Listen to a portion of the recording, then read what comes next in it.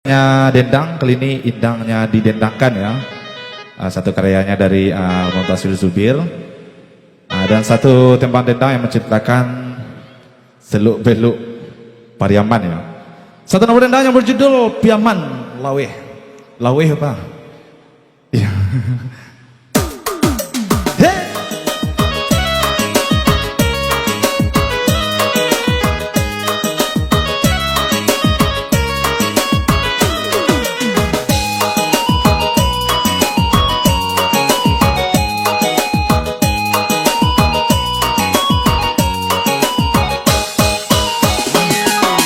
Piaman laweh oi kanduan urang batabui lalai satio bulan Muharram nan diadokan satio bulan Muharram nan diadokan urang nan datang mangacal labacan dosa mui lalai gadang kete tuh omudon katinggalan gadang kete tuh omudon katinggalan.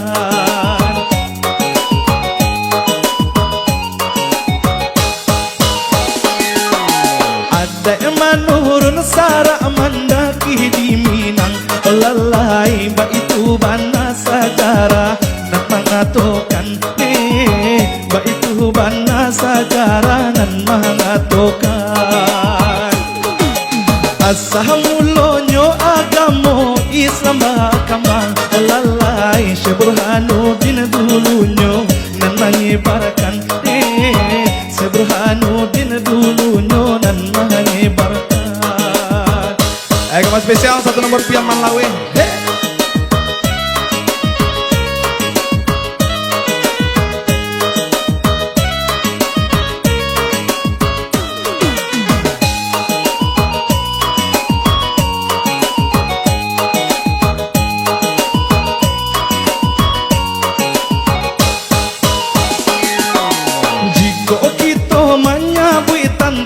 Kemajuan lalai setiap tahun pembangunan makin nyato setiap tahun pembangunan makin nyato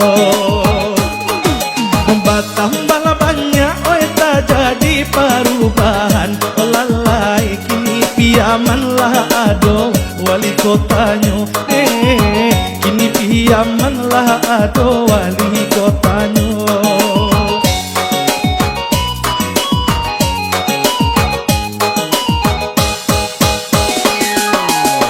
Hujan ameh nanakan duang di rantau urang lalai hujan batu nanakan duang di kampung kita hujan batu nanakan duang di kampung kita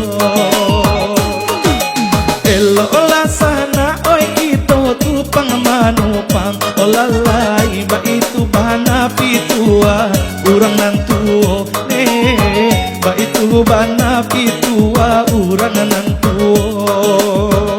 Kembali bersama Nesa Putri.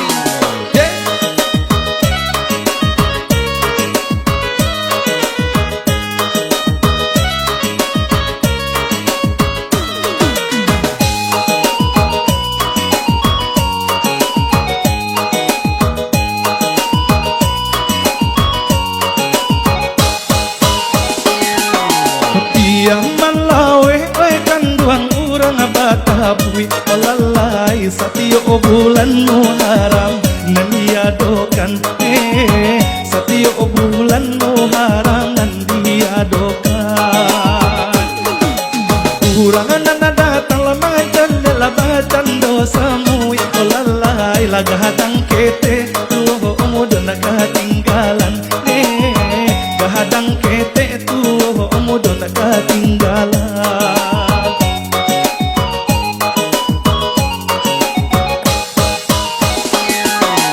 Ada manurun sara mandaki di Minang lalai ba itu bana sejarah nan mengatokan ba itu bana sejarah nan mengatokan.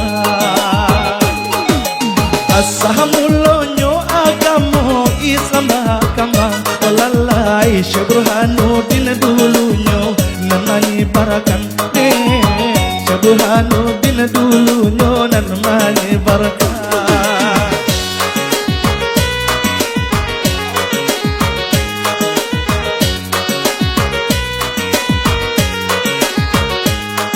Oke, spesial 2 nomor lalu. Alah, Waider.